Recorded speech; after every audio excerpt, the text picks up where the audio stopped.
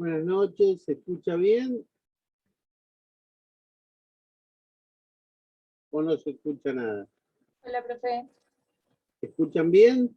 Sí, se escucha. Buenísimo. ¿Qué tal? Buenas noches. Hola, profe. Hola, María Florencia, Guadalupe. Ya somos como 5, así que somos una multitud.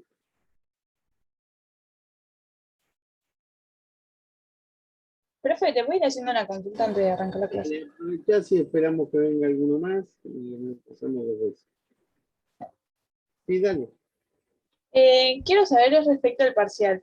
Te iba a preguntar si había alguna hebilla o algo donde haya preguntas tentativas para el parcial escrito, porque al ser tanto contenido, como que no sé en qué hacer más énfasis de todo el material que hay. Entonces, bueno, nada, saber más o menos para qué lado se va a puntualizar el parcial.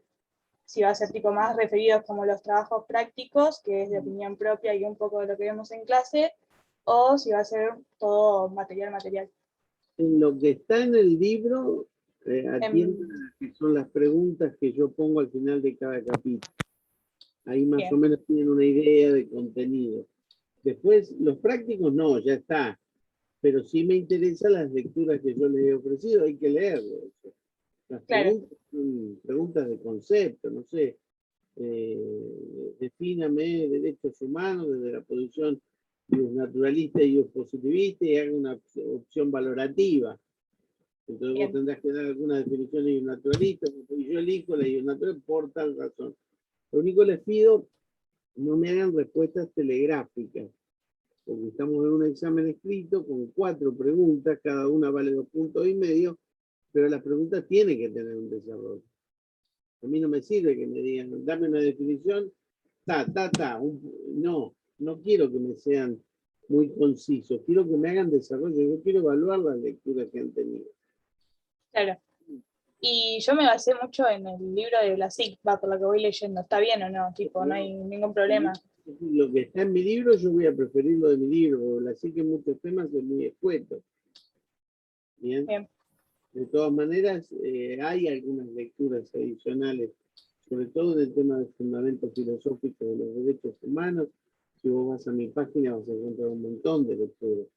En Historia de los Derechos Humanos en América Latina tiene un trabajo de Gronsefil que es muy interesante, que aporta, así que tienen mucho material. Es como cuando ustedes están cursando en la universidad y tienen que dar un parcial, es la mitad de la materia.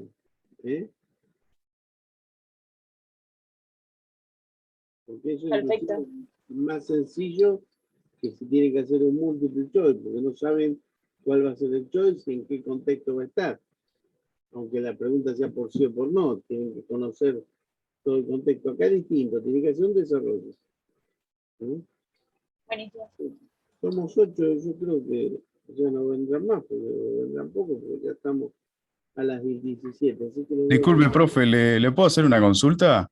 mientras voy compartiendo la pantalla, dale. Dale. Hola, ¿me iban a Hola. decir? Sí. Sí, ¿se escucha? Sí, se escucha. Sí, te quería consultar respecto a los exceptuados a rendir presencial, el tema de los datos del Zoom. ¿Se van a estar dando por medio del campus o...? Mira, yo le voy a preguntar al chico de Derechos Humanos. Yo pienso que me dará el mismo dato que yo entro los miércoles. Buenísimo. Porque el examen va a ser un jueves o un viernes. Sí, el mismo día que se rinde escrito presencial o El día 8, el examen 8, el 7 creo que era. 7. O Y sea, el horario sería el de cursada, ¿no? Sería el jueves que viene, el parcial. es el día 7, entonces el Claro. examen, Sí, el el día 7 7. es el miércoles que viene. Sí, me parece que sí. Y bueno, si cae el miércoles que viene, cae justo, porque yo voy a entrar en el Zoom de mi clase. Buenísimo. Y el tema del horario también, el mismo que la El cursada. horario 20:15, eso se lo dije ya varias veces. Pero Buenísimo. es el horario de clase. Bueno, Inclusive después me están pasando el listado de los que están para rendir por excepción, así que lo tendré mañana pasado.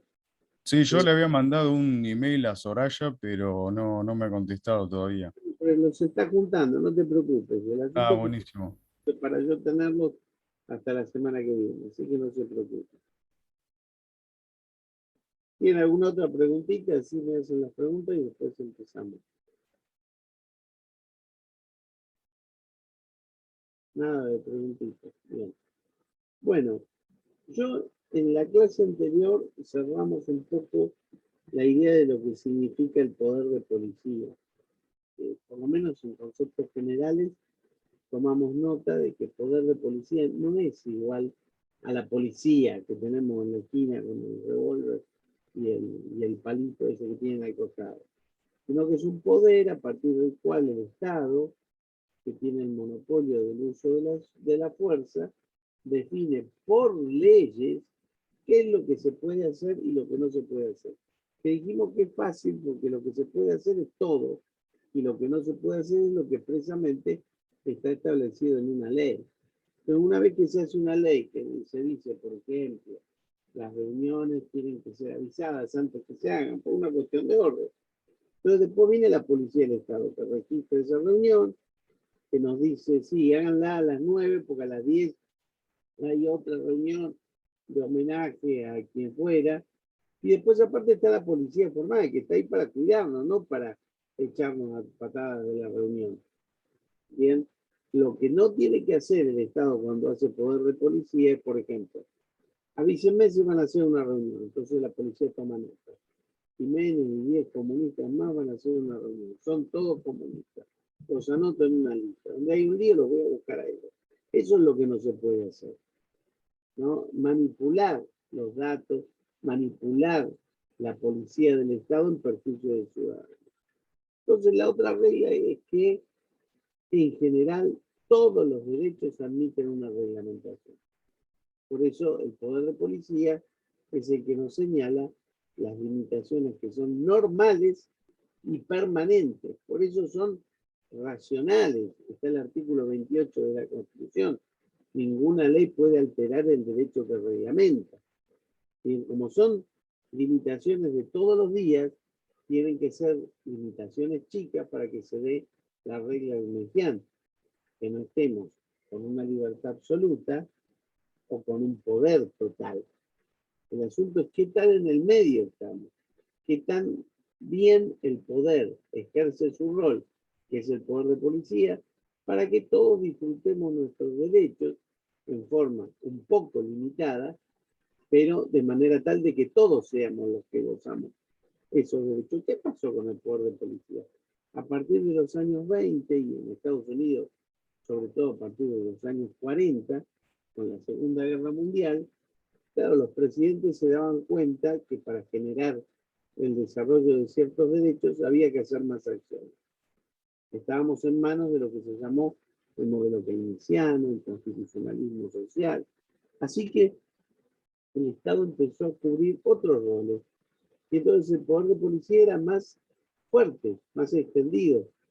Entonces, Vidal Campos se enojaba y decía, pero acá prácticamente el poder de policía no es una leve limitación, es casi el Estado usando todo su poder para darnos derechos, pero también para limitarnos excesivamente. Y pasaban cosas como las que pasaban en los regímenes fascistas, que pugnaban contra las democracias, que el dictador o el presidente autoritario de turno decían, si ustedes quieren vivir en paz, me tienen que resignar la mayoría de los derechos, tienen que bancarse, que yo les pida documentos, que los revise en la calle, que por ahí me equivoque y le pegue un palazo a uno, pero a la larga, todos como van a tener mucho miedo, ninguno va a tener problemas. Entonces dice, denme la libertad y yo les doy la seguridad. Entonces acá, para justificar eso, se hablaba de poder de policía de emergencia. Pues en emergencias el poder de policía se hace más estricto. Entonces se empezó a confundir la diferencia entre el poder de policía normal y la emergencia. Porque la emergencia es algo muy concreto. ¿Saben qué es la emergencia? La anormalidad, pero normada en la Constitución. El constituyente quiso decir, yo también sé que a veces el sistema constitucional está en peligro, entonces pongo en estado peligroso a la gente para salvar las instituciones.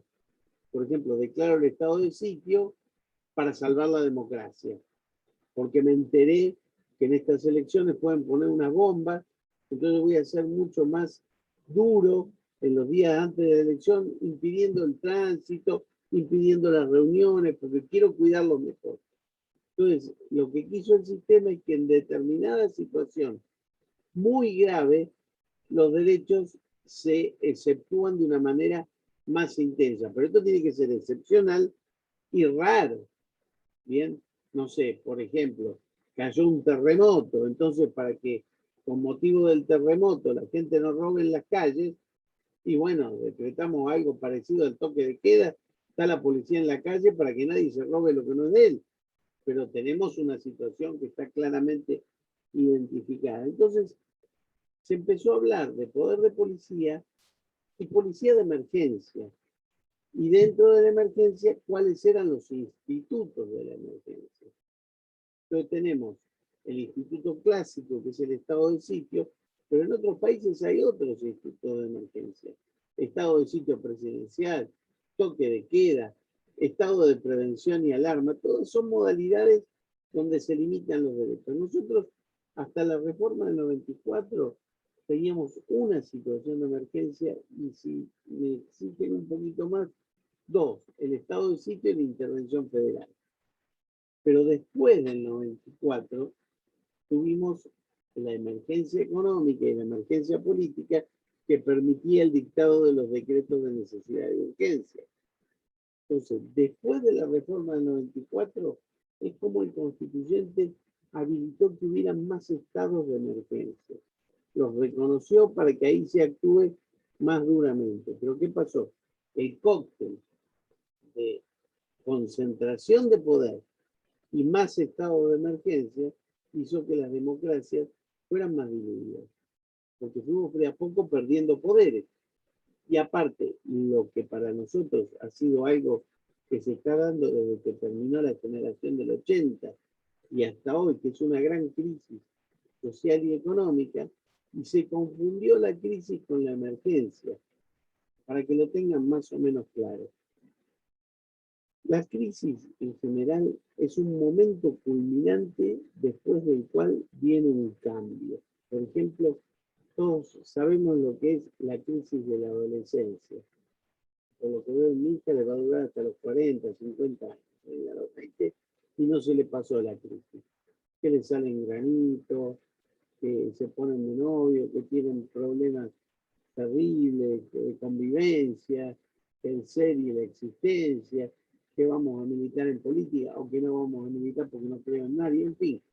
Cuando termina todo eso, se transforman en personas adultas, se supone, y esa crisis se supera. Eso no es lo mismo que emergencia. Porque la emergencia es un acontecimiento súbito que nos pone en riesgo y que hay que tomar una decisión de inmediato. Estado de necesidad. Entonces, en nuestro país se ha confundido la crisis con la emergencia, porque teniendo estados de crisis, usamos institutos de emergencia y transformamos lo excepcional en normal.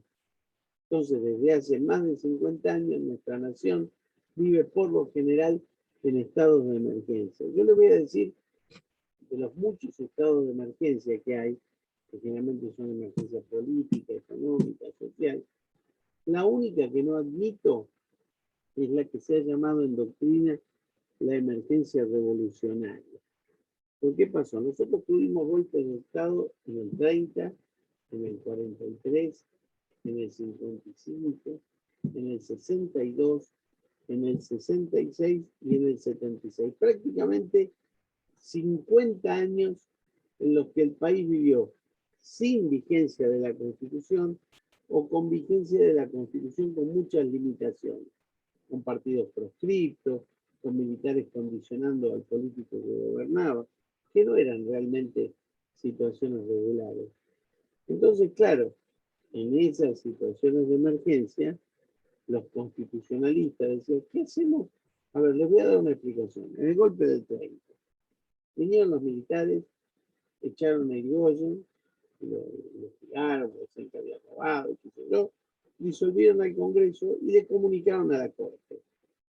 Miren, nosotros somos el golpe de Estado y venimos acá para resolver esta democracia que anda mal, porque Irigoyen y su gente están robando todo, y venimos a poner las cosas en orden. Y le avisamos que lo vamos a someter a la Corte, pero vamos a resolver esto y prontamente vamos a llamar a elecciones.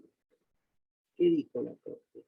Hizo la famosa acordada del 30, que dijo, esta es una situación de facto, porque hay un poder militar que se metió en el medio y no hay manera de evitarlo. Nosotros como Corte no tenemos la fuerza para sacar a los militares.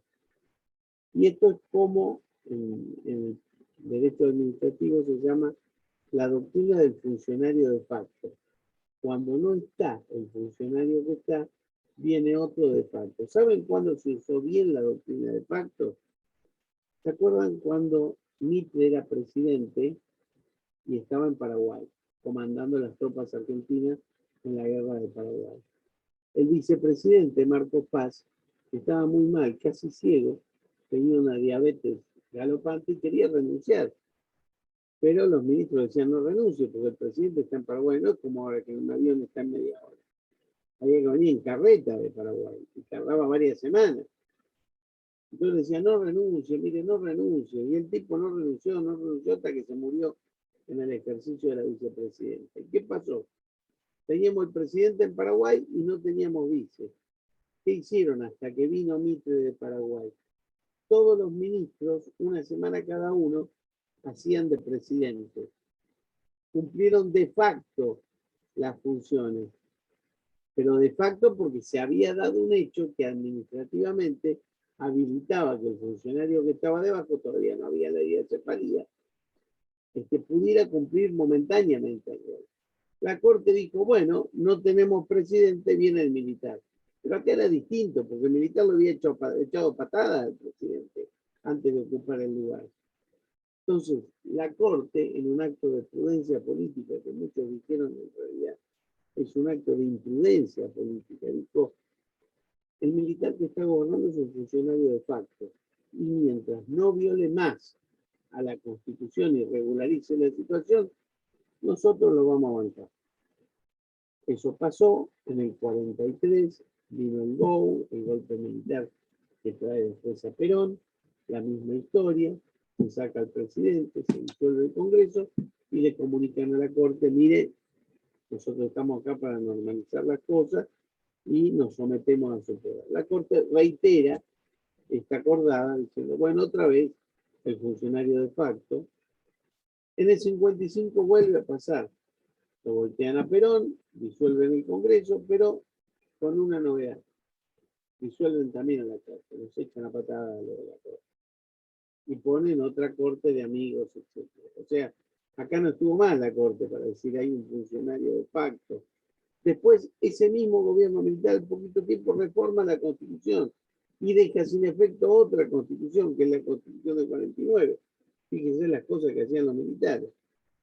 En el 66 hay otro golpe de Organía.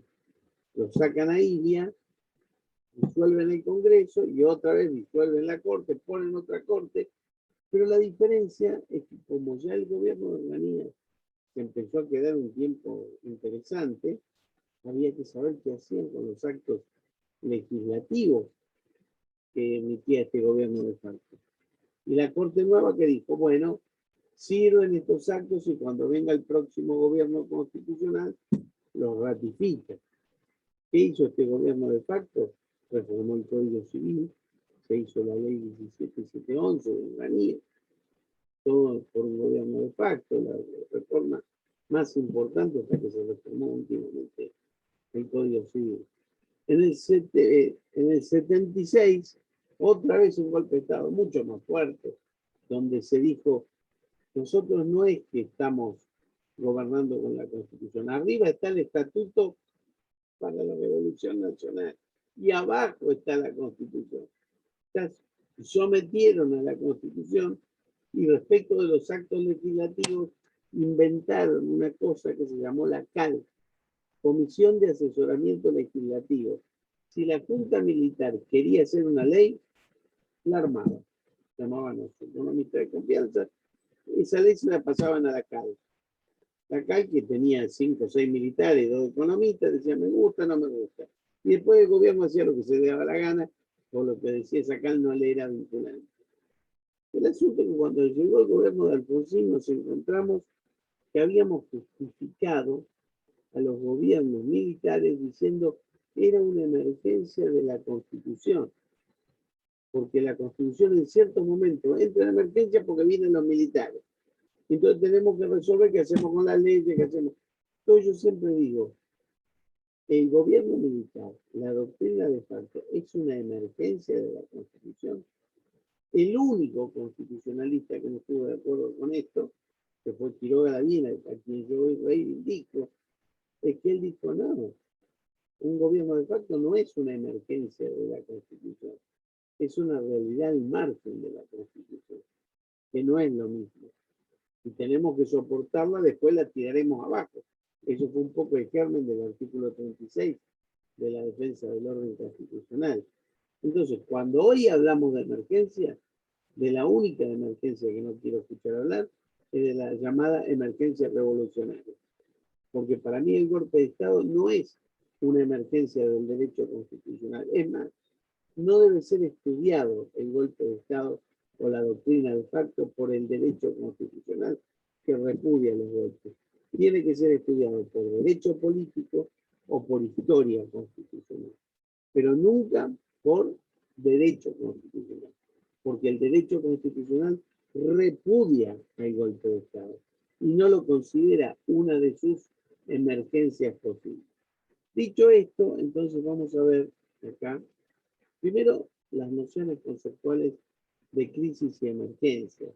Yo digo acá que las instituciones que integran nuestro sistema constitucional pueden ser objetos de embate internos o externos, y para prevenirlo, para conjurarlo, para solucionar el conflicto, el último, que es el sistema constitucional, tiene que articular algunas modalidades de protección, porque lo que se pone en peligro es la institución constitucional. Acá, el estado peligroso es del sistema. Entonces se pone en situación de alerta a las personas para proteger al sistema. Es una cosa grave, muy grave. Por eso debe ser excepcional. Por esto la emergencia es conceptualizada como una anormalidad normada. Siempre la emergencia tiene que estar regulada en la Constitución. En la duda, este instituto de emergencia existe o no, no existe. Si existe, tiene que estar expresamente normado. Esto pasa cuando por la combinación de factores conocidos surge un fenómeno que no se esperaba. Esto dice una derivación de lo que es el género del estado de necesidad. En una situación inesperada, anormal, no razonable. Al ocurrir una emergencia que efectue, tenga aptitud para condicionar la supervivencia del Estado y la comunidad, el poder político reclama, para mantener el orden existente, la potestad de obrar a discreción sin sujeción o limitación de tipo legal. Lo que más le gusta al Estado, no tener límites, porque es una situación excepcional. Por eso les digo, hay que estar muy atentos, porque lo que pasó con la pandemia era realmente un estado de emergencia. Uno quiere decir, ¿cuándo se da la emergencia de Manuel? En la pandemia. Una situación excepcional que puso en crisis la vida institucional. Nos moríamos afectados por un virus, no sabíamos cómo conjurarlo y había que garantizar la supervivencia del Estado. Entonces el presidente nos mandó a todos a casa, dio subsidios a los que no tenían y dijo, yo prefiero la salud a la economía. Claro, esto hay que hacerlo también razonablemente, porque si no, ¿qué pasa? Pasa lo que pasó. Se murieron muchos más de lo que esperaban, pobre gente, y la economía se cayó, y el Estado se desmadró. Y tuvimos inflación, crisis económica, crisis social, crisis política, y no construimos nada. Por eso, aunque era una situación real de emergencia, ¿quién falló? ¿El lobo o quien le abrió la puerta del gallinero? ¿Qué pasó con el Congreso? Que no estuvo atento controlando cada decreto del presidente y limitándolo, que tuvieron que ser finalmente los jueces los que han dicho acá sí y acá no. ¿Y por qué no el control horizontal del Congreso? Entonces, dicho esto, ante estas circunstancias extraordinarias que perturban o amenazan el orden constitucional y hasta la vida del Estado, como las que caracterizan la conmoción interior o la guerra, que es el ataque exterior, las autoridades deben hallarse investidas de los poderes adecuados para lograr su eficiente defensa, cuando esto se traduce en un decaimiento de la garantía de la libertad individual.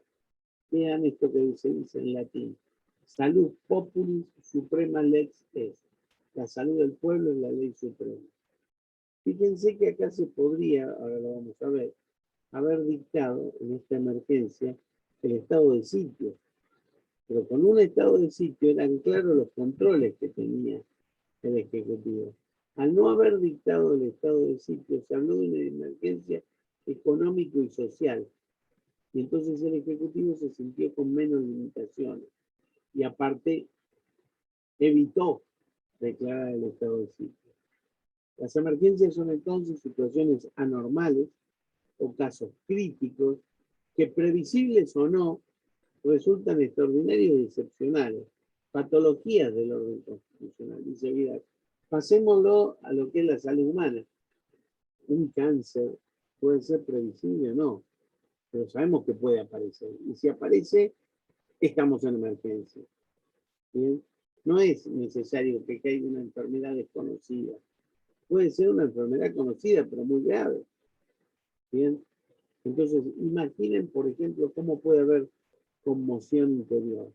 Imaginen un terremoto que impide que las autoridades del interior puedan viajar a reunirse en el Congreso. Y ahí tenemos una emergencia, porque no pueden funcionar las instituciones de la República debido a una grave conmoción. O un ataque exterior, que los paraguayos y los chilenos avanzan en tropas sobre el territorio argentino. En los dos casos es necesario declarar el estado de sitio. Bien, entonces las emergencias son eventualidades que surgen espontáneamente y en modo súbito. Nadie esperaba el terremoto, nadie esperaba el ataque del vecino, de forma y con consecuencias anormales e imprevisibles. Se trata de un tipo o especie del género estado de necesidad. Dijimos entonces que la emergencia revolucionaria la vamos a dejar de lado, porque no es una emergencia de la Constitución. Sí tenemos, y algunos autores han hablado de esto, y yo no estoy de acuerdo, la emergencia como dispensa de la Constitución. Néstor Sawé, que es un gran constitucionalista, pero creo que acá se equivoca y mucho, dice, en algunas situaciones el estado de emergencia está por encima de la Constitución y permite su dispensa. Bien, entonces ponen estos autores al estado de necesidad arriba de la Constitución. Yo esto no lo creo. Yo creo que el estado de necesidad, si sea el peor del mundo, no permite poner fuera de juego a la Constitución. Que tranquilamente lo podría haber dicho el presidente con la pandemia. Esto que es tan terrible permite no aplicar la Constitución. O Bush o el presidente que se fue ahora, que hablando del terrorismo ponía emergencia del sistema y no respetaba los derechos de nadie. Entonces, dicen estos autores, la metamorfosis del derecho de necesidad de opción constitucional a dispensa de la Constitución, porque dice, a veces el estado de necesidad es tan fuerte y tan grave que se muestra como la dispensa de la Constitución. En esta situación tan grave, dispensamos de aplicar la Constitución. Es viable, dice, solo en tanto se violase el principio de restrictividad. El estado de emergencia solo tiene que descartarse como derecho impropio cuando violenta determinadas premisas del derecho natural. ¿Qué dice esa vez? Si el estado de emergencia viola la Constitución, tenemos que aplicar el estado de emergencia. Pero guarda, si viola los principios del derecho natural, no. Y volvemos a una opción y un naturalista que quedamos en manos del naturalista de turno, que nos dice la emergencia la vamos a validar salvo que viola el derecho natural, que quién sabe cuál es. Bien. ¿Qué es el concepto de crisis? ¿Qué es lo que nos pasó durante tantos años? Cada vez que hablo de crisis se vienen las perras porque entonces el tema. Este concepto de crisis puede ser definido como el momento de tensión que precede un cambio. Yo se los expliqué recién. En estos supuestos generalmente no se pueden tomar decisiones racionales o desarrollo armonioso de la vida. Nuestra sociedad se ve asolada al menos por 4 problemas de mayor magnitud que generan crisis: el desempleo, la inseguridad, la corrupción estructural y el recurrente estado de recesión económica, con endeudamiento, inflación, pérdida de valor de la moneda. Esto es la matriz de nuestra crisis como sociedad. Ahora, ¿cómo se solucionan las crisis? Aplicando el instituto de emergencia. O sea, con todo este combo, el presidente declara la emergencia y no aplica la Constitución para resolverlo como quiere, o la crisis amerita otro tipo de solución.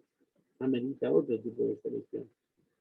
En democracia se llama decisiones consensuadas. Si hay una crisis, se tienen que juntar todos los actores políticos, conversar, diagramar, ponerse de acuerdo en 4 cuestiones y decir, señores, nosotros vamos a hacer la elección, vamos a definir que nosotros queremos ganar nosotros y nosotros, pero gane quien gane, estas cuestiones no se tocan. Porque hay una crisis, consensuamos y para allá vamos. Si nos equivocamos, nos sentamos de nuevo y vemos a dónde llevamos la crisis. Pero el acuerdo es, si vienen peronistas, radicales, pro, etcétera, solitos no pueden romper el esquema que ya trazamos entre todos. Ese fue el error para mí institucional de esta sociedad. Confundió crisis con emergencia y aplicó institutos de emergencia para resolver cuestiones que no eran emergencias. Entonces, ¿qué pasó? Como nos pasamos aplicando institutos de emergencia, lo que sucedió es que este país vivió en forma irregular por casi 80 años, con situaciones de emergencia, con Congreso que delega sus roles, con Poder Judicial que acepta militares, con militares que pretenden gobernar, con políticos que solo piensan en sus propias apetencias y no buscan el desarrollo de la comunidad, con una sociedad empobrecida y que al estar cada vez más empobrecida, con menos cosas se la puede comprar. Y esto lo digo con mucho dolor. Este es el marco de nuestro estado de crisis. Yo digo recurrente, pero más que eso, digo crisis terminal, que necesariamente tiene que ser abordado y conjurado desde una perspectiva sociológica que profundice al menos los principios de autocomprensión e identidad. ¿Cuáles son? Bueno, si tenemos al recurrente estado de crisis, tendemos a asumirnos en una situación que puede ser calificada como errónea y muchas veces como emergencia, la que por tal razón deviene en crónica y se propone como insuperable. Emprendiendo ese camino de declarar la emergencia cuando hay crisis, los episodios de emergencia comienzan a presentarse dentro de una presunta normalidad. O sea, ¿cuál es la normalidad?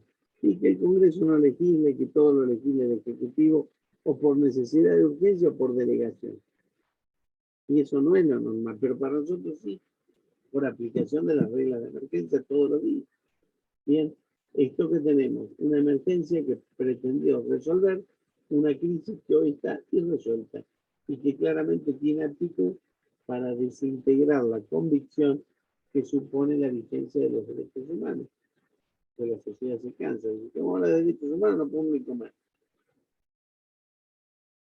Este irregular estado de cosas pasa porque ha sido el propio Estado quien rompió inexplicablemente esta regla de juego básica que se dan en cualquier sociedad organizada y junto con ello agravó la situación cuando rompió el derecho que aparece fracturado, oscuro, confuso y sin permitirnos saber a qué atenernos.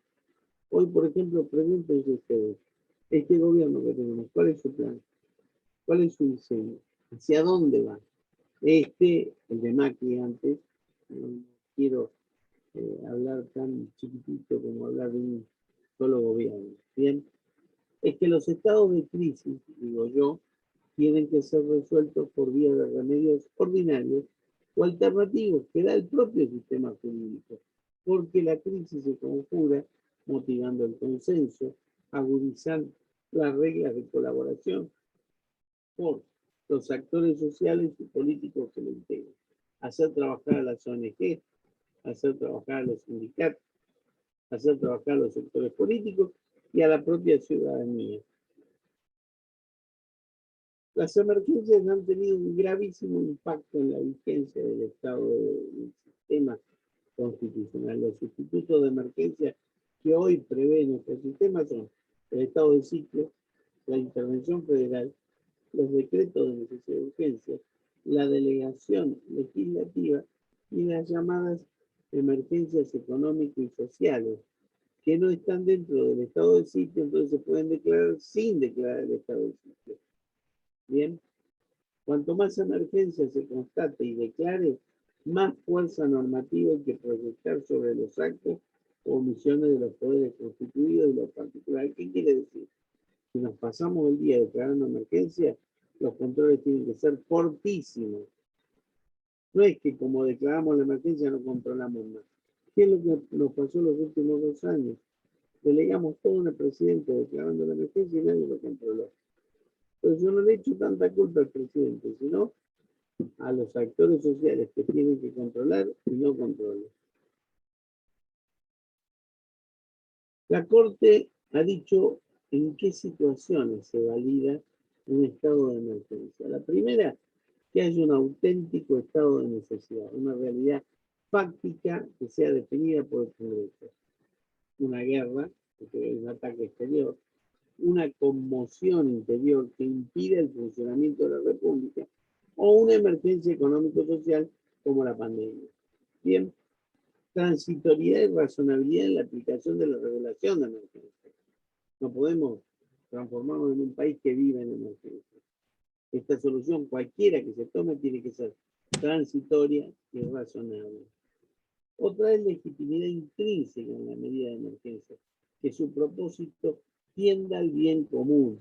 Nosotros decimos, todos adentro de casa, pero el presidente hace una fiesta por semana. Pero la medida parecía no tener bien común, porque hay excepciones justamente por parte de quien debe cumplirlo. Pero nosotros ya no creemos que esa medida tienda al bien común, porque las autoridades no la cumplen.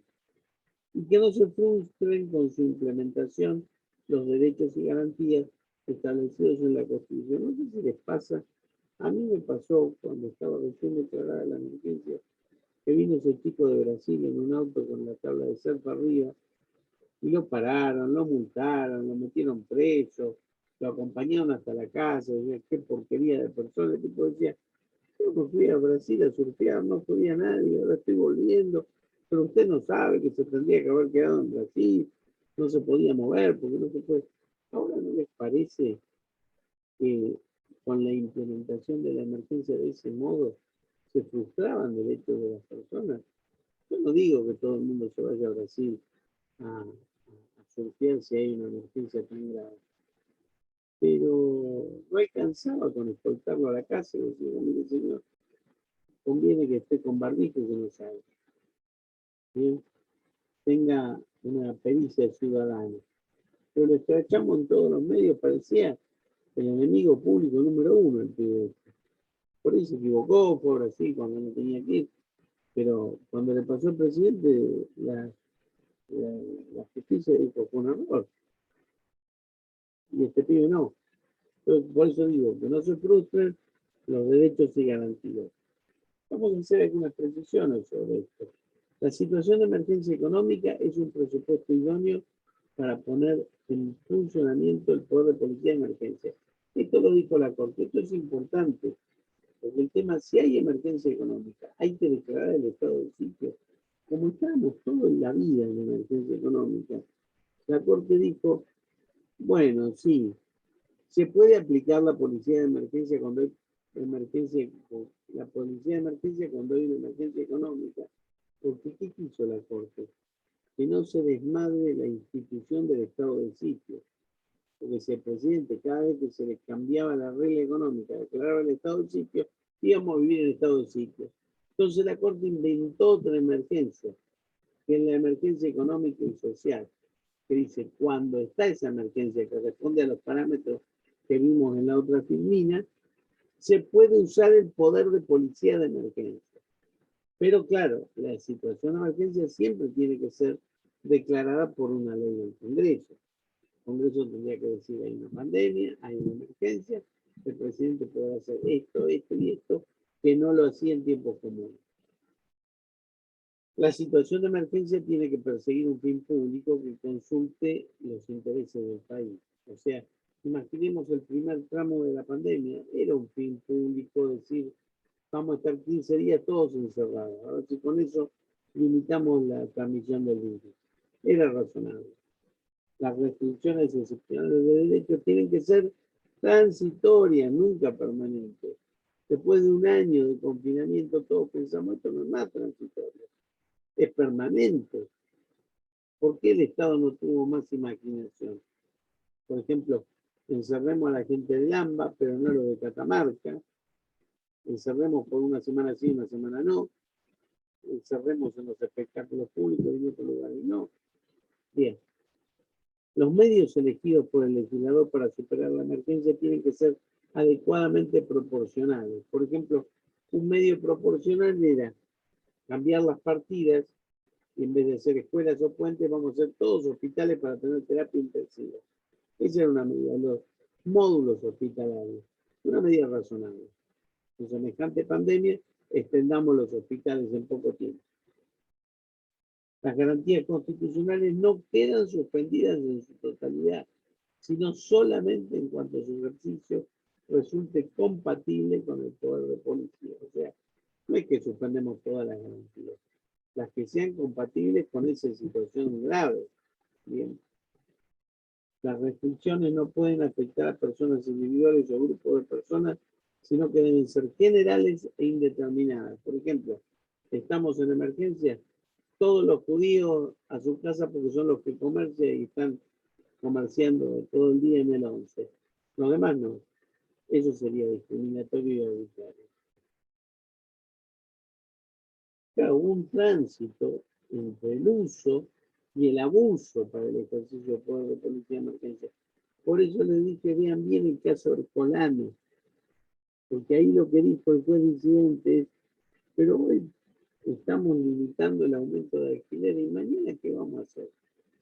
Cuando nos encontremos con otra situación. El Poder Judicial admitió una elasticidad para declarar el estado de emergencia sin declarar el estado de sitio, admitiendo un claro desborde del regular funcionamiento de las instituciones. Todas las veces que el Congreso declaraba la emergencia, cuando ustedes vayan a mi libro, al capítulo este, van a ver que hubo emergencia sanitaria, emergencia social, emergencia económica, hasta en un momento se declaró la emergencia cinematográfica. Todo era emergencia y lo declaraba el Congreso. Se terminó distinguiendo la declaración de estado de sitio y la emergencia como dos situaciones de excepción distintas desde el año 22, para que no se afecte tanto el estado de sitio y que digan, hay otras emergencias. Serían estas últimas emergencias que afectan al orden económico y social. Por ejemplo, la insuficiencia de viviendas, escasez de dinero en plaza, emergencia económica y social, escasez de trabajo, crisis por superproducción de cosecha, pandemias sanitarias. Bien, dicho esto, ahora vamos a ir, a ver si me esperan un segundito.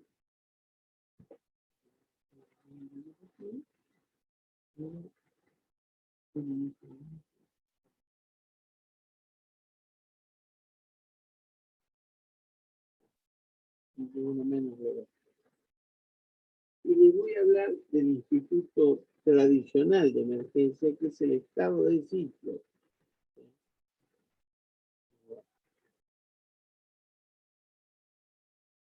Yo en el libro pongo varios institutos de emergencia que se dan en otros países, porque estado de asamblea, estado de guerra interna, estado de guerra, ley marcial, son todos títulos que se dieron o en épocas de los militares o en otros países. ¿Bien?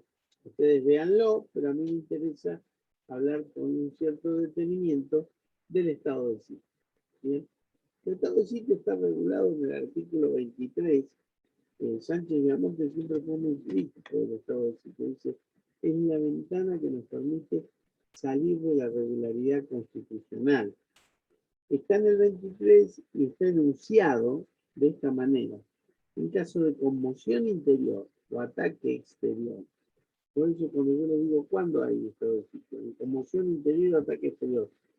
No me alcanza con eso, porque tanto la conmoción interior o el ataque exterior tienen que tener aptitud para poner en peligro el ejercicio de la Constitución y sus autoridades.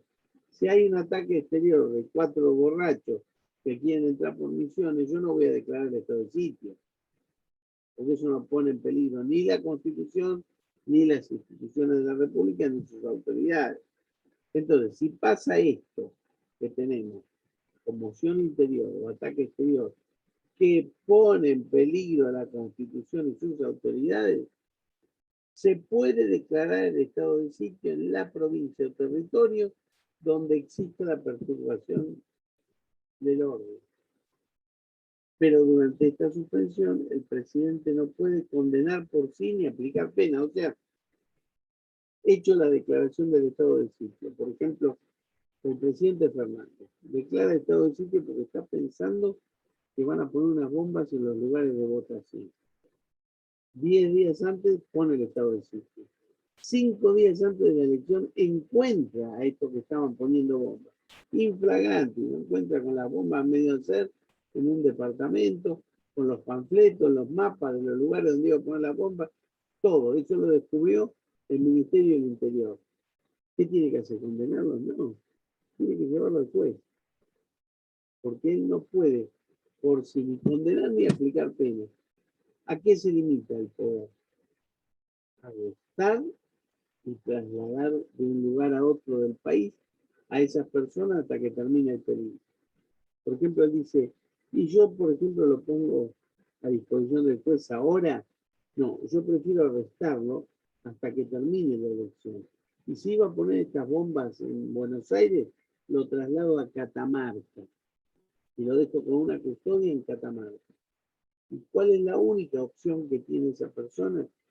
Salir del país. Esa persona le puede decir, mire, usted me quiere trasladar a Catamarca, yo prefiero salir del país. Y siempre el presidente tiene que decirle, yo opto por salir del país, yo lo saco del país. Supónganse, ustedes me dicen, es bárbaro, yo preparo unas bombas para poner en el Congreso de la Nación en 10 lugares de votación, le aviso a la policía para que me descubran y cuando me agarre el presidente le digo, llévenme a París, porque quiero optar por salir del país. Claro, el presidente me va a mandar a París, pero le va a avisar a los franceses que ahí va una persona que optó y que iba a poner bombas. Entonces los franceses pueden decir, yo acá no lo recibo. Y si no lo reciben los franceses, vuelve al lugar de arresto. O sea, salir del país quiere decir salir del país a un lugar donde esa persona sepa que está cubierto. ¿Esto por qué se da? A veces se declara el estado de sitio sin mayor necesidad y se arresta a un opositor. ¿Por qué dice el opositor? Me quiero ir a Chile, porque sabe que el gobierno de Chile lo va a bancar. O me quiero ir a Paraguay o a Uruguay.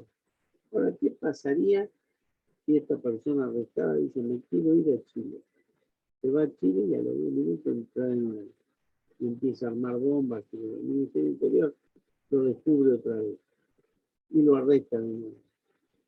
¿Puede volver a optar por salir del país? Sí. Cada vez que una persona es arrestada en estado de sitio, puede optar por salir del país. Y también puede cuestionar en justicia el estado de sitio. Ahora bien, les digo otra cosa.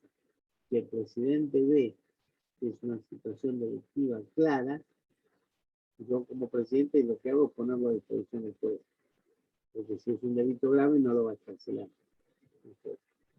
Pero bueno, estas son las opciones que se dan en el estado de sitio. Vamos a ver cuál es la estructura formal del estado de sitio. Primero, está estrictamente tipificado en la Constitución. Nosotros, el presidente puede definir el estado de sitio del Congreso, declararlo, porque está estructuralmente definido en la Constitución. Bien, esto quiere decir que su legítima procedencia se subordina a que se den las circunstancias que marca el artículo 23. Si no hay conmoción interior o ataque exterior que pongan en peligro a la Constitución o sus autoridades, no se puede declarar estado de sitio. Bien, es formal, o sea, necesita una expresa declaración por parte del órgano que lo hace. ¿Quién es el órgano que declara el estado de sitio? En conmoción interior, si está el Congreso.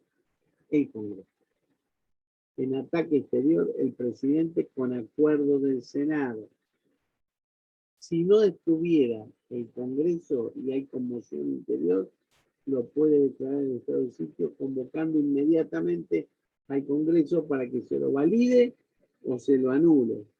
Y si hay conmoción interior, ataque exterior, tiene que inmediatamente convocar al Senado para que lo valide. Pasó, por ejemplo, en el último momento del gobierno de Alfonsín, se dieron estos saqueos en los supermercados en Rosario. Entonces el presidente declaró el estado de sitio, aunque estaba el Congreso, pero como tenían que venir los legisladores a sesionar el domingo, lo declaró y después lo puso a disposición del Congreso, que se lo validó el estado de sitio. Bien. Entonces, está tipificado en la Constitución el estado de sitio. Es formal, es un instituto de emergencia y por eso reúne sus características y particularmente tiene que ser extraordinario y transitorio. Si la defensa que se supone es de carácter constitucional, esto no implica que esté fuera del control. O sea, si el presidente declara el estado de sitio, un ciudadano puede plantear la inconstitucionalidad de ese estado de sitio. Vamos a ver qué es lo que se puede revisar respecto del estado de sitio. ¿Qué significa el estado de sitio? Que el Ejecutivo tiene más poder y que el ciudadano tiene menos poder. Hablándolo bien y como corresponde, el Ejecutivo acrecienta todos los poderes que habitualmente tiene. Tiene más fortaleza en el uso del poder que tiene. En realidad se alegan razones de Estado, de supervivencia del Estado, para poner entre paréntesis los derechos de las personas. Porque fíjense que declaramos el estado de sitio, lo primero que se restringe es el derecho de circulación. No se puede andar por la calle o no se puede uno reunir. Cuando viene la policía y dice continúe, no se junten, porque estamos en estado de sitio. Bien, ustedes saben cuál fue el estado de sitio más largo que tuvimos, el que declaró María Estela Martínez de Perón en el 76. Después vinieron los militares, cuando dan el golpe de Estado, y dicen, nosotros no declaramos el estado de sitio, lo declaró el gobierno constitucional.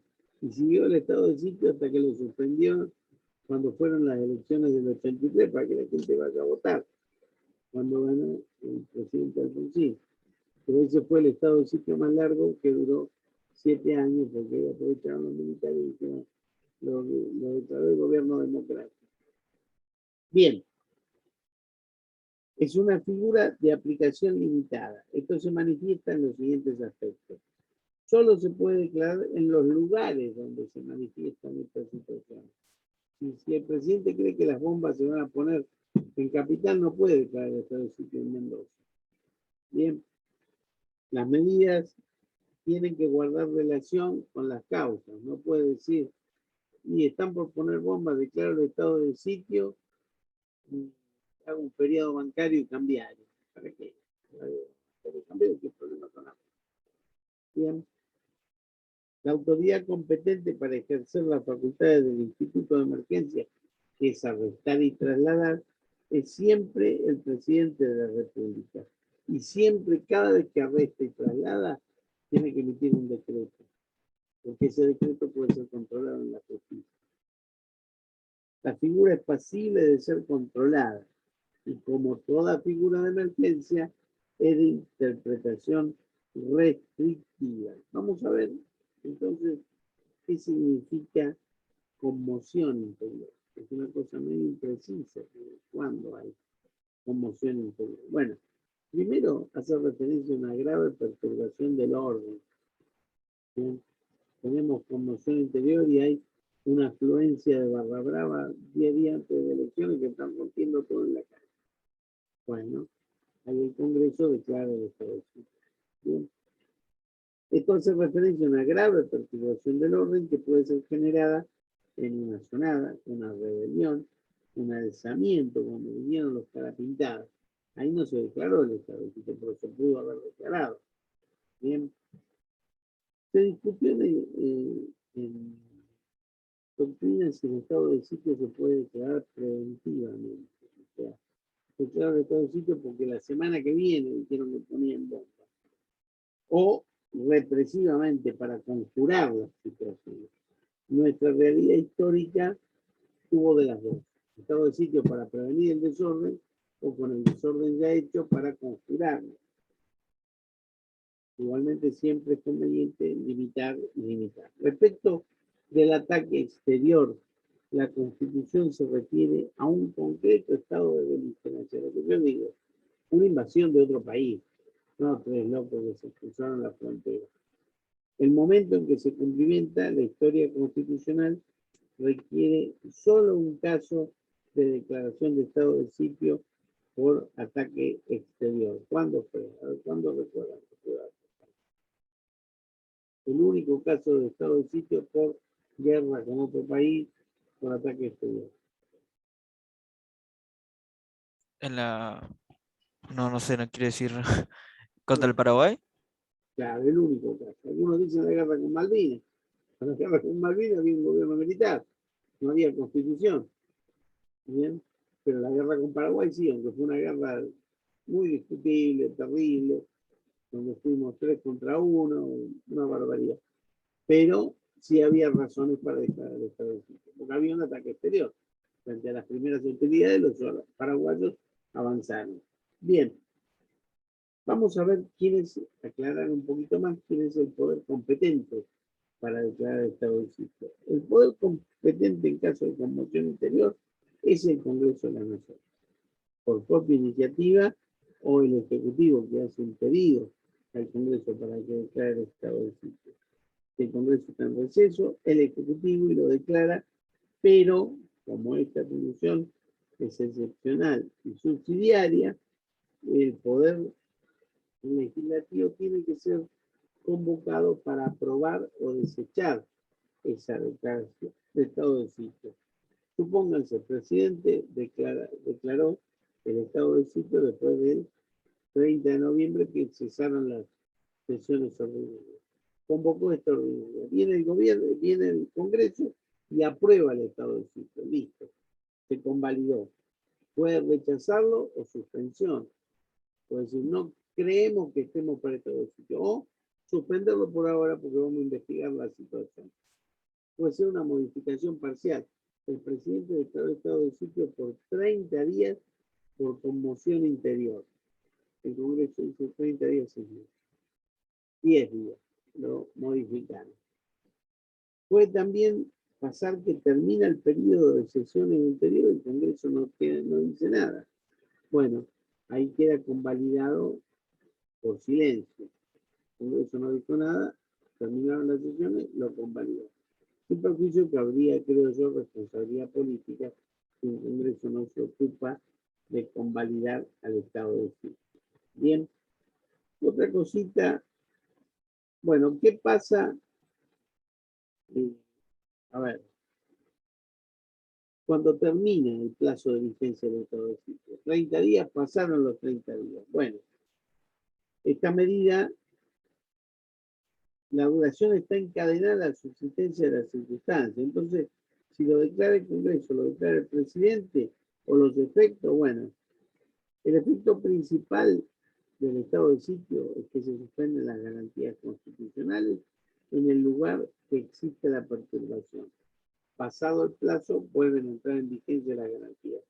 Como la Constitución dice, ahí quedan suspendidas las garantías. La duda es cuál es la garantía. La posición más restrictiva de Linares Quintana dice solo las garantías de locomoción. Solo te pueden impedir andar por ahí o reunirte. La posición más extendida es todas las garantías. Esto era de Sarmiento. Él decía, si dejamos de todo el sitio no hay garantía para nadie.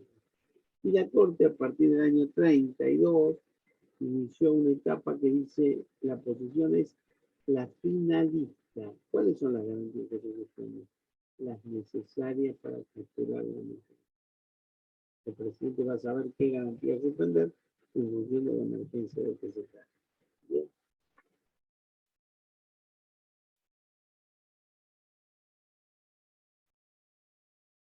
Sabemos que a partir del 94 el Pacto de San José de Costa Rica tiene jerarquía constitucional. Y el Pacto de San José de Costa Rica tiene un artículo 27 que dice que si un país declara el estado de sitio, tiene que comunicar en la próxima sesión de la OEA por qué lo declaró, qué derecho sancionó y qué efectos tuvo. Y aún así, dice el Pacto de San José de Costa Rica, que hay derechos que nunca pueden ser suspendidos, aún declarado el estado de sitio, como el derecho a la vida, a la dignidad y las garantías necesarias para efectivizarlo. Con esto que les quiero decir, aún con estado de sitio, siempre va a haber derecho a presentar una habeas corpus si uno entiende que se fue excedido en este tema. Yo les quiero contar que en el año 85, que fue cuando Alfonsín declara el estado de sitio, lo primero que hace, porque él entendía, eran las elecciones de intermedio, no en el medio tiempo. Él entendía que había un grupo de militares que quería poner bombas. Y preventivamente hizo una opción que es declarar lo que se llamaba el estado de sitio presidencial. Es un estado de sitio que estaba permitido en el 53, pero cuando se hizo la reforma de 1860 se sacó. ¿Cómo es el estado de sitio presidencial? Un estado de sitio que lo declara el presidente y después lo comunica al Congreso. Cuando declara el estado de sitio presidencial y mete preso al general Granada, que era el que andaba haciendo lío, Granada mete una habeas corpus y dice, me están aplicando una figura que no existe, porque el estado de sitio lo tiene que declarar el Congreso, que está en vigencia.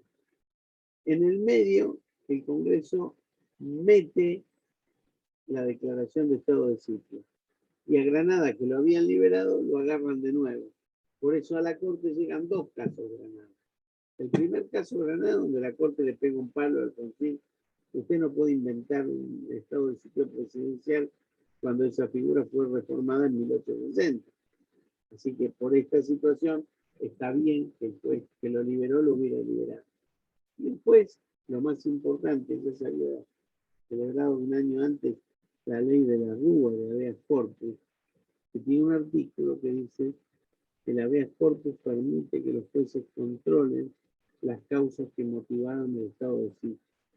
Entonces había todo un rum, porque la sociedad estaba esperando a ver qué decía la Corte de ese artículo, que podía ya controlar el estado de sitio. Entonces la Corte, cuando dicta el segundo fallo de Granada, dice, sí, efectivamente, el Poder Judicial puede controlar las causas que motivan el estado de sitio. ¿Pero qué causas? Solo las formales. Un juez puede decir si fue el Congreso o el presidente, si era necesario el acuerdo del Senado o no, si trasladó cuando habían pedido derecho de opción, todo lo que o si aplicó una pena cuando no podía hacerlo. Estas cuestiones formales que están en la Constitución las puede controlar un juez. ¿Qué es lo que no puede controlar un juez? Y las razones que motivaron la declaración de estado de sitio. El Congreso se equivocó cuando dijo que había conmoción interior. No, esa es una cuestión no justificada.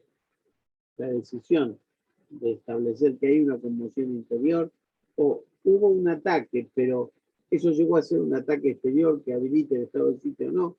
Si se declaró, eso no se cuestiona. Se va a cuestionar el exceso. ¿Me entienden lo que les digo? Entonces, mucha doctrina dijo, uy, la Corte aceptó los controles, pero más o menos. Hasta ahí. Y hoy seguimos con esa teoría. Yo creo que leyendo el libro que van a recordar esto, más lo que se dijo en esta clase, estado de sitio lo van a tener que saber bien. Es un tema que para mí es importante. Nosotros, si tenemos el examen la semana que viene, yo no sé si es el miércoles que viene o el jueves. Vamos a ver. El jueves es el examen. Bueno, igual no les voy a dar la clase el miércoles, que es un día antes del examen. Así que lo que pueden hacer, hoy es miércoles, mañana tienen clase con el doctor Palacios. Si necesitan una clase de refuerzo, se lo dicen a él o a Soraya, no sé si le toca la semana que viene. Y si necesitan No le poner- toca a Soraya. Doc. ¿Cómo? No le toca a Soraya porque dio ayer. Bueno, entonces lo que tienen que hacer, si necesitan una clase de repaso, no de reposo, se lo piden mañana a Palacio y yo el día de Soraya me dicen qué necesitan y yo les doy una clase de repaso. ¿Estamos? O sea, no tenemos clase la semana que viene, Doc. ¿No tienen clase? ¿Por qué? No, digo, entonces tenemos con usted, sí. No, no tenemos conmigo. Tenemos conmigo el martes si ustedes necesitan una clase de repaso. Ok. Perfecto. Mañana se ponen de acuerdo, cuando tengan la clase de Palacio le dicen, bueno, dígale a Jiménez que el martes nos dé tal tema. Bueno, ¿Sí? perfecto. Siendo los últimos días les resulta más interesante estudiar que tener la clase de repaso. Eso lo ven ustedes. ¿Sí? Bueno, por ahora, ¿alguna pregunta vinculada con lo que vimos hoy? Profe, ¿en qué unidades hay que hacer más refuerzos? Ya no hay mucho tiempo para el parcial. No, chicos, tienen que estudiar las bolillas que entran en el primer parcial. Ustedes tienen que haber venido estudiando desde que empezó la cursada y reforzando todo, todos los contenidos, lo que está en el programa.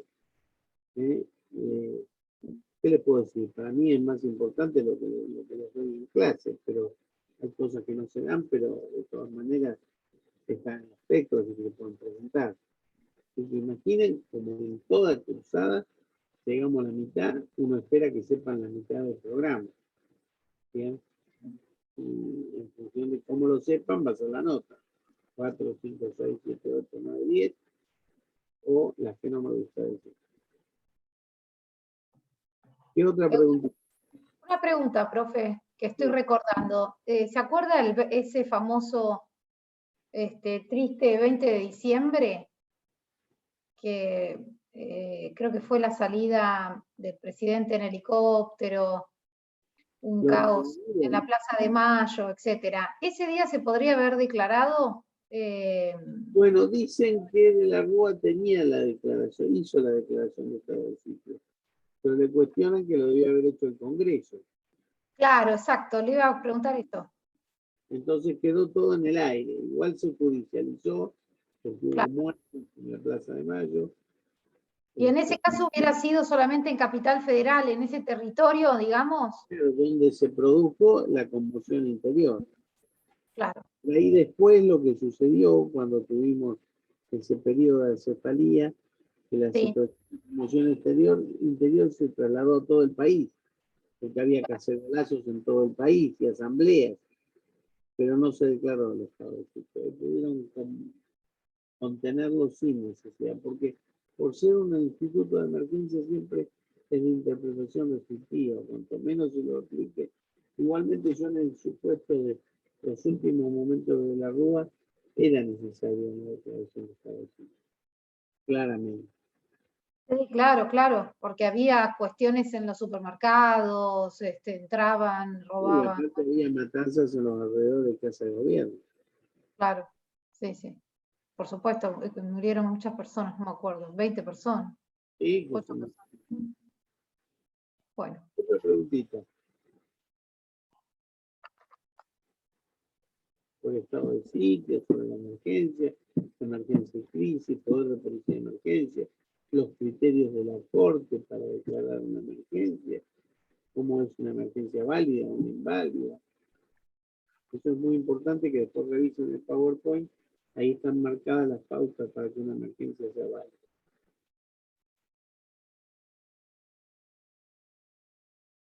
Y cuando se declara en una provincia, por ejemplo, se necesita, digamos, el aval del Congreso de la Nación. La declaración de estado de sitio la hace el Congreso de la Nación.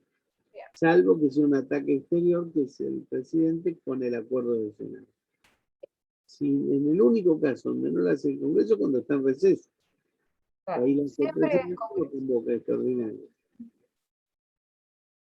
Bien. Sí, Profe, bueno, una consulta, porque no sé si escuché bien, porque lo escucho medio abajo. O sea, De la Rúa declaró el estado de sitio.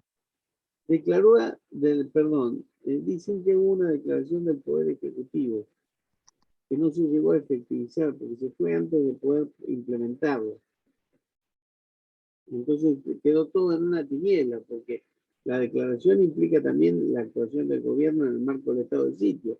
Pero si vos declarás el estado de sitio y te vas en helicóptero, no sos la autoridad de aplicación que puede dictar los decretos para conjurarlos.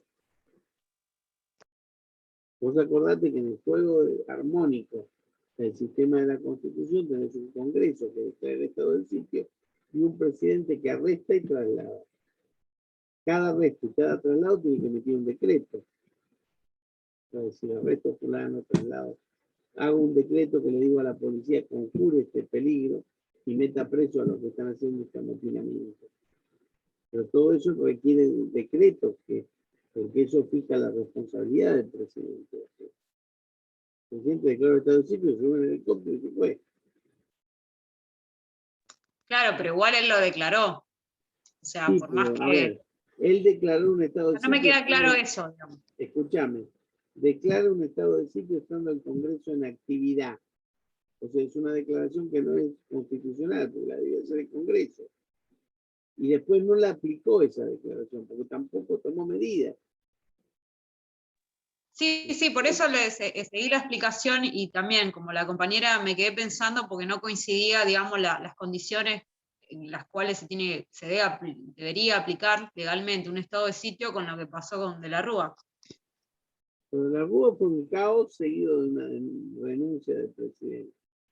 Distinto hubiera sido De la Rúa declarar el estado de sitio, toma medidas. Hubiéramos estado discutiendo, ¿es legal lo que hizo De la Rúa? ¿Qué medidas tomó? Pero no En tomó ese caso, ninguna. sí es justiciable el decreto. Ves que no hubo decreto.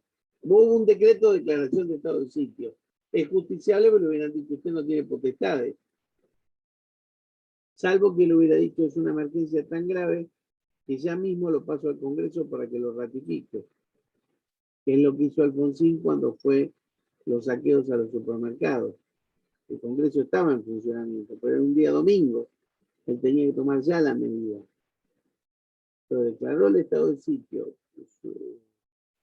resolvió la crisis del supermercado y comunicó al Congreso. ¿Y ese motivo es suficiente para usted? En ese momento había saqueos en todo el país. Pero no Entonces, se está poniendo en peligro la Constitución y las autoridades creadas por ella, ¿y como qué dice te el parece? 23. Los legisladores no podían llegar por estos movimientos críticos. Ah, ok. No se producían aeropuertos. Yo te digo saqueos a los supermercados porque fue lo más evidente. Pero Capaz había de que yo no lo viví en realidad, no sé cómo fueron los una saqueos. explosión social y lo más evidente de esa explosión fueron los saqueos a unos supermercados en Rosario y cuando dieron vuelta unos vagones de tren para llevarse la carne, estaban las medias reses muertas ahí para ser distribuida, la gente se la robaba para comer. Dieron vuelta un tren.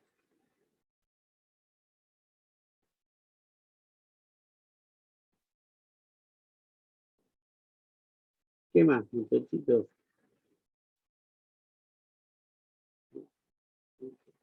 Profe un poco lo dijo, pero lo pregunto igual. O sea, Sí, ese dale. tema está bueno tomarlo estudiarlo bien desde su manual.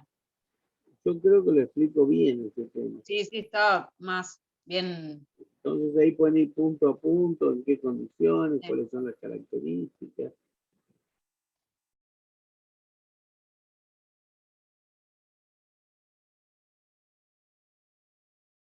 Ahí Lautaro se dejó la televisión prendida.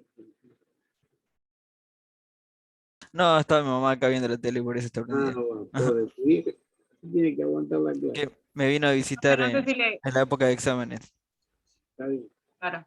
Profe, le dijeron que somos pocos porque muchos rendimos penal mañana.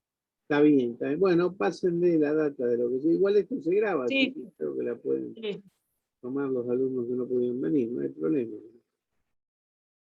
Bueno, chicos, me voy a comer, porque creo que hice todo lo que tenía que hacer, me porté bien, les di la clase. Profe, dice Pablo Damián Baldeón, ¿cuándo se pasa lista?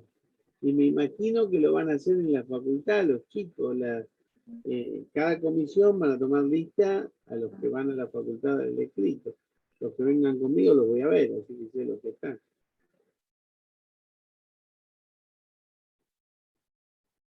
¿Algo más? Gracias, profe. Gracias, Bueno. profe. Gracias a Bueno, ustedes. buenas noches, buen descanso y buen provecho. Muchas gracias. Igual para ustedes. Pórtense bien. Gracias, abrazo. doctor, Más que como te siempre. digo, estudiá. Un gusto escuchar. Bueno, para mí también. Un gusto escucharlos a ustedes. Gracias, Hasta luego. doctor, gracias. Gracias, Doc.